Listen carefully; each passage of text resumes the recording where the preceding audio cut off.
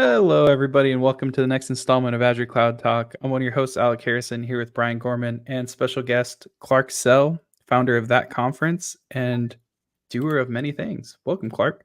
Hi, glad to be here. Yeah, thanks for joining us. Super Trooper just had some surgery.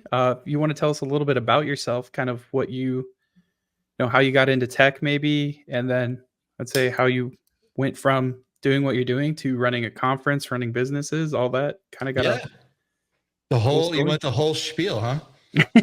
Yeah, it's a job interview. Ready, go. Tell us about yourself. Back in 1998, when I graduated college, I did what most people do, which is just send out a shit ton of resumes. And I decided to take a job at this little place called Allstate on a project called the Year 2000. And at that time, I told I interviewed with one of the assistant vice presidents. I was like, oh, I'm never going to program. Like, I don't want anything to do with that. Mind you, I got some like hybrid computer science / business degree. And I found myself about a month into the job with two things happening. One, I was given a pink slip and was told I was going to get fired. And two, I was sitting there writing programs because what I was asked to do was write thousands of test cases to go test the Year 2000. And I was like, I'm not writing any of that shit. So I learned this little thing in college to write programs that can do things. And so somebody on the team was mad. They thought I wasn't doing any work because I wasn't producing any test cases. So they tried to get me fired. But when all actuality, what I was doing was writing a program that punched out all of these test cases so that I didn't have to write it because I'm lazy. And that's how I got into, the best programmers ever. The only problem with that was whose data did I use to generate all that test data? My naive self used all of my test data.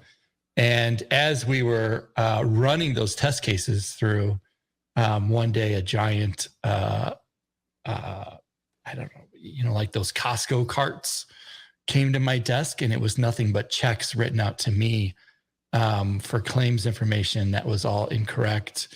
And there was probably, I don't know, $1 million worth of checks that were all written out to me, my address, because the stuff we were testing for the Year 2000 was kind of going through the service centers and the print processing, whole 9 yards.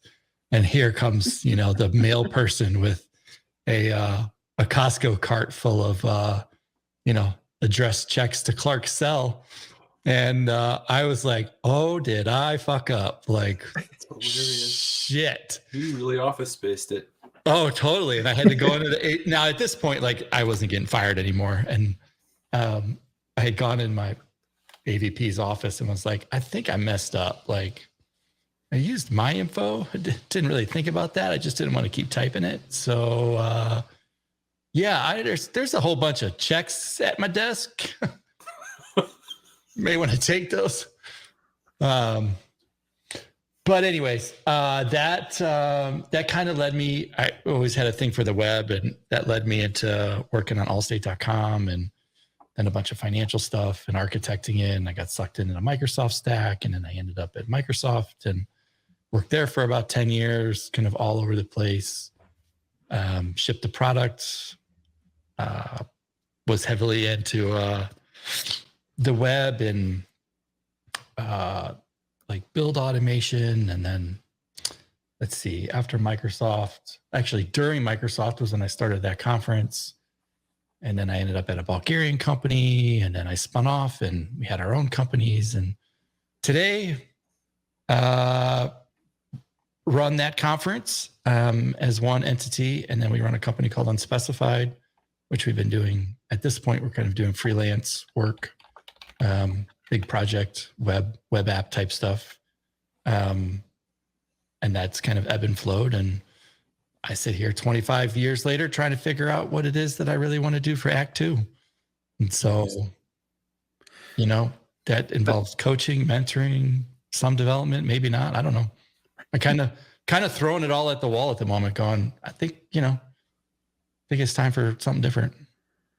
I think it was interesting. I listened to your YouTube video. So if you haven't checked it out, check out Clark's YouTube channel. And I think it's interesting because you're talking about act 2. I think we're on different edges of our career at this point. Like, you're looking at the finish line, what do I do next? I'd say I'm a little bit earlier, but I still ask myself, like, what's next? And a lot of the feelings you were talking about, like purpose, drive, like, what do I enjoy getting out of bed and doing? Like, those are all things I would say different days, right, hit differently or different extents. But those are questions I still ask myself, even, I don't remember how many years I'm in, not anywhere like 5, 10, under 10. I wish, I have a son that's gone to college or just started college. And I think that advances your kind of sense of purpose. As I think that's almost a bigger kind of act 2 as your kids, for me, as your kids transition away from you, that has you thinking of like, shit, I never really thought about, having an adult child, if you will. And I wish somebody would have said, live more intentionally earlier. Not that I wasn't intentional about my career, but, kind of rise through the ranks and do the thing. And you think you kind of know where you're going. But at the same token, I was sitting there running a conference on the side, which turned out to be a big thing. And then I was really basically just working 2 full-time jobs. And I have a lot of peers now, so I'm 48. I have a lot of peers who talk about retirement. I have zero desire to retire. I have much more desire to just find fulfillment and be of service to folks. And so, then I sit there and go, okay, well, how do I take what I've been doing and like, how do I make something bigger out of it? Is this really where I was meant to be? I don't know. I mean, I don't know. Yeah. I'm reminded as we're talking, I'm sure Nate Taylor, Clark, but he's a kind of a well-known speaker, at least around the Midwest that I've seen. And he gave a talk a while back, a keynote, at one of the conferences I was at. And it was about the menial task of being a programmer actually having purpose in it. And he was talking about recognizing that you're actually doing things to end up giving back to people who then are saving lives and things. So you aren't necessarily not having a purpose, but I think we often disconnect from that step because what we see before us is, oh, I got to go to stand up again. Oh, I got to talk about what did I do yesterday? What did I do tomorrow? Why is that taking so long? Is this really as many points as this should have been? Did we miss it? The same old every day. And it's just like, can we please do something more meaningful, right? Or make our day more enjoyable. Yeah. And I think as the company gets bigger, you get more and more detached from that reality, right? Because you don't necessarily see the end customer or you're not really working with that person. And when I left corporate America and now I say I work for a micro company, like I can touch the customer. Like I shouldn't say that out loud. Right. But yeah. But right, the customer's right there, right? It's one arm away, if you will. Right. Whereas, when I worked for Allstate or Microsoft or was consulting, I was a consultant at Microsoft for other big ass companies. I was so removed from the customer. Right. You have no idea what they look like in some regards. And, I had I'm probably not legally allowed to talk about this, but nobody will remember. We had a healthcare project, right? And on staff, we had a clinician and a doctor, and it was for a class 2 medical device. And they were adamant about coming down to our little war area where we were all doing dev work and bringing the customer. Like we knew grandma, we knew the kid that was going to be hooked up to these machines. Awesome. And that was both great and terrible because we ended up working 70-hour shifts because there was no way we were going to let that little kid suffer. Sure. Right. And it was right there. And so there's this, for us, that project had a lot of purpose because the quality of life was going to be, you knew who you were going to affect by name. Mhm. And then other times, like you're just pinching pennies for some stupid insurance thing or whatever, right? Like, Right. You don't see the fact that your website page allowed somebody who yeah, had like a massive injury in an accident to put in their claim and thereby yep, get their settlement that they needed to get yep, back on their feet. You yep, don't see that. yep. Yeah, and I look at programming. I was never really the archetype who was like really got, I don't know. I don't want to say got a lot of joy from it. Like Mhm. I like programming. I like the creative aspect of it, but I really got into it because I look at it and say it makes humans scale and we don't have to do dumb things. So I look at processes and it's like, why would we ever, like, why are we clicking 3 times on this screen to enter this? Like, this is stupid. Right. I look at AI and go, great, we got the greatest tool in the world to let us do what humans do really well, which is analyze data and like figure out what's the right thing we should be tackling rather than making the next stupid form. Like, who do we really want to make like yet another crud form for another website? Like, Right. please let the robots let me talk to ChatGPT and say, just pump this form out with all the right access. Like, I don't want to do it. Just put first name, last name, date of birth. Like, screw Yeah. that. But then you still have to validate it. You still have to be the Yeah. programmer on the end that says, "Hey, this is really good, but Yeah, we need let me to make move it do this field this." over here or something." That's Right. right. Yeah, let's make it dance. Yeah. And I think that's the really exciting part about kind of where we sit today, because I think Agreed. things are changing quite a bit. I don't think programmers will get replaced by any stretch. There's still not enough of us, even with all the people who have been laid off. It's just we haven't, our industry is so immature in the grander scheme of things that we don't really understand where our place is in this international landscape of labor and what we do and how we do it and how it's best optimized, cost, value. Like it's just all a mess at the moment. And I don't, okay. I think that's just part of us getting more mature. I think and I'm not super up on the statistics, so somebody can correct me in the comment or something. I think I saw with all the layoffs, we're still as an industry at like 4 or 5% unemployment, which is like the average for most industries. It does not feel like that at all. It definitely hits certain people harder, I think, or in certain areas harder. But I think that's what I saw as a nation. Like we're sitting at about 4 or 5% unemployment. But unemployment also takes into effect the people who are actually looking for new jobs too. So like if you got laid off and you're like, this is my sign as an early retirement, or I'm leaving the career or leaving the industry, like those people don't count. So Yeah. there might be a lot of that too. But This is one that hits home for me only because it's really affected that conference. You know, I think it was last month, the last year, so 2023, and then whatever this is, like first half of 2024, like 320,000 tech people were laid off. And there's just this right sizing that's going on. You know, there's a lot, I know a lot of, we live out in the country, right? People are working more now than they ever have in the past. They're working multiple jobs, and people, you know, I think these labor statistics, whatever, they're stats, governments spend them. They try to sell politics, votes, whatever. What I see is people on their calculators at the grocery store trying to figure out how much they're spending. I see companies not understanding what labor they really need. I see engineers who are too hubris about their place in life. You know,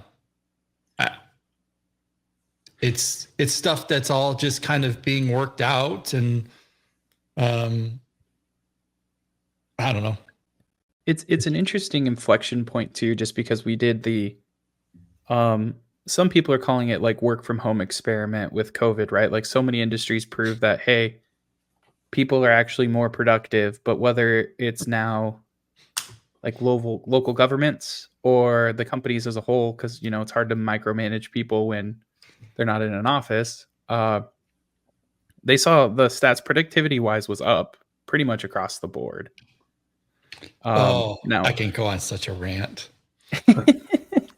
I'd say go for it. I mean, Yeah, That's a no, finish your podcast. thought. What's our podcast for? But rant. Yeah. yeah. Yeah. I mean, finish your thought though, because I have a pretty strong Well, idea. now a lot of people are getting forced back into the office, and whether it's a way to get around firing people Mhm. without having to declare a warn and like, hey, you're now required to turn back into an office, but now it's on you if you don't show up. That's on you. We're not playing people off. We're just saying, hey, you may have moved multiple states away during the last 4 years and done your job effectively, but if you don't come back to our HQ within 2-3 months, you're no longer going to have a job.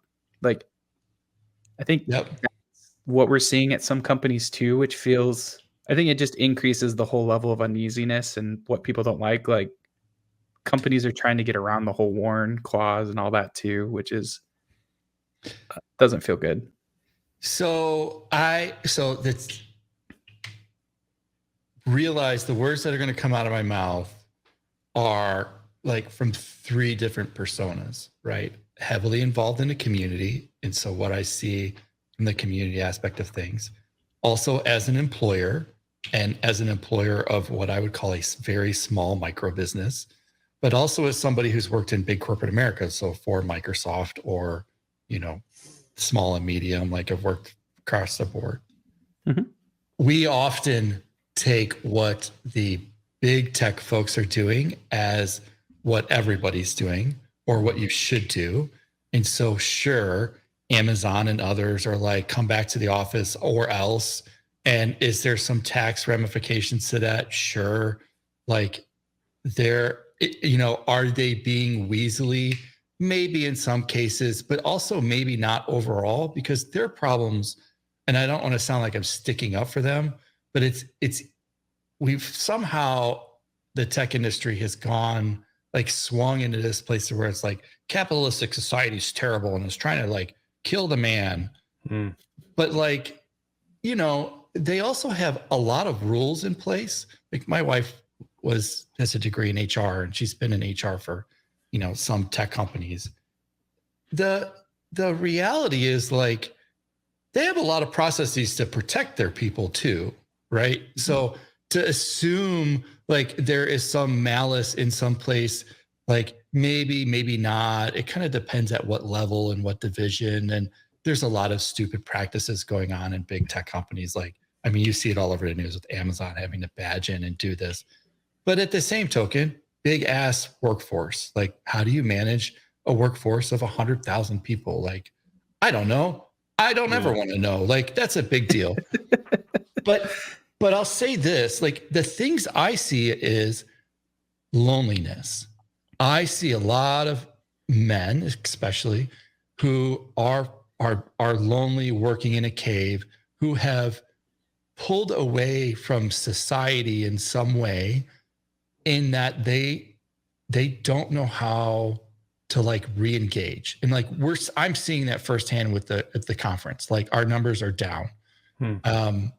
These are people who have decided, companies have pulled back on budget. They have de-invested in kind of the morale side of things, and loneliness is increasing, and things like communication and how to integrate as a team, like the culture aspect is degrading at a rate that is so much higher that is being talked about.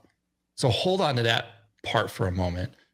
Then you go back and you say, well, everybody got so much done during COVID. Everybody worked from home and they got stuff done. Yeah, but at what cost? So yes, we got things done, but like, was there innovation, or were we just clearing tech debt? Were we really moving the things, or did we just get certain like shit processes out of the way so that people could be more effective? Could they still be just as effective in the office? Maybe, maybe not. And my reality is, I think that there is a place that is in the middle of both pendulums that have swung. Like there is a point in time where we need to be in a place that is the most productive for you. That could be your house. That could be a closed door office. That could be a coffee shop. Like there should be some level of freedom, recognizing that we as individuals in this place need a workspace for deep work that can be uninterrupted. at the same token, there is a culture aspect that also needs to happen, whereas we come together as humans and build the team.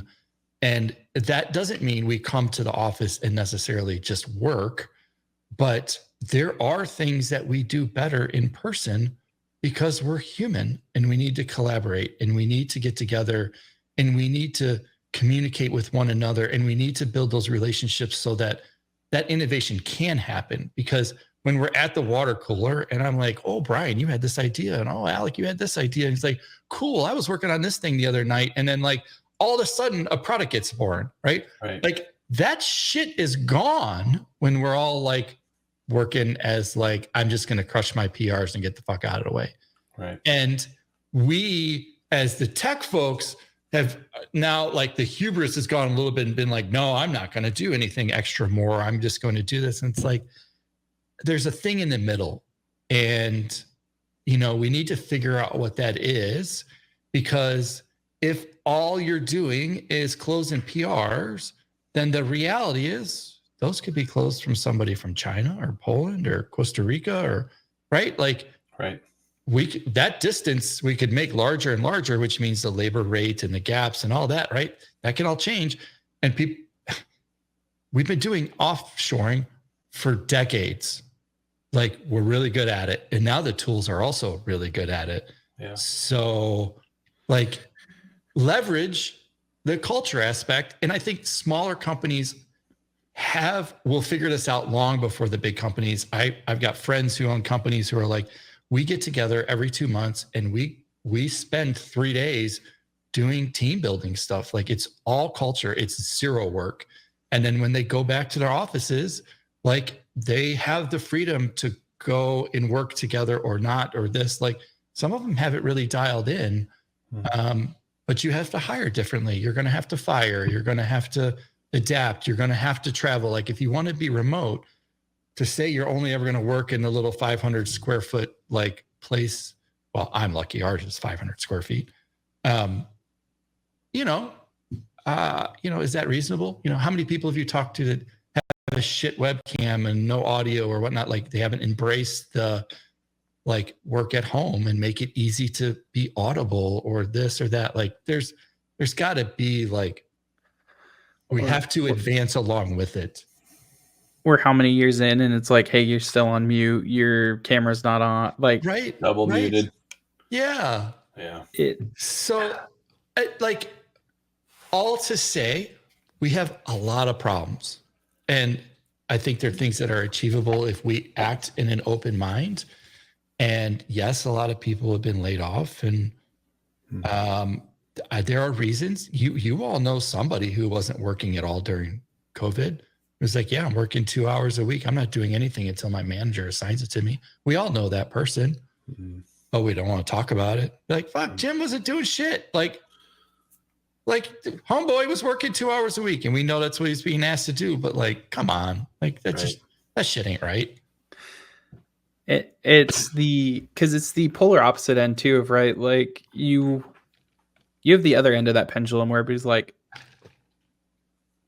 embracing the BS meetings, embracing the everything, because they do the whole overemployed trick, right? Of I know I'm working 2 full-time jobs. I'm in 8 hours of meeting for both all day. But nobody really expects anything from me because I found this sweet spot of like where I don't really have any real responsibility. It's easier to do from home, right? Because you don't have to physically be in 2 locations. I think we've all been in a situation where something similar that happened. Like the closest thing I found in person, I heard a story from a friend of a guy essentially outsourced his own job to India.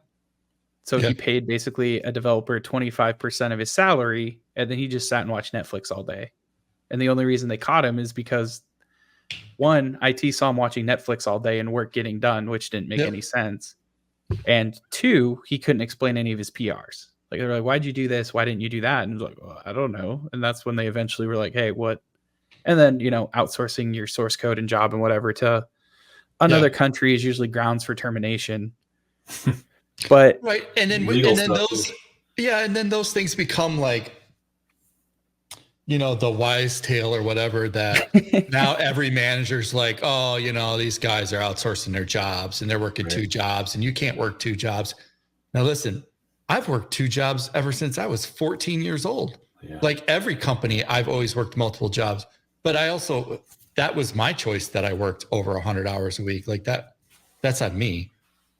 I still got my jobs done.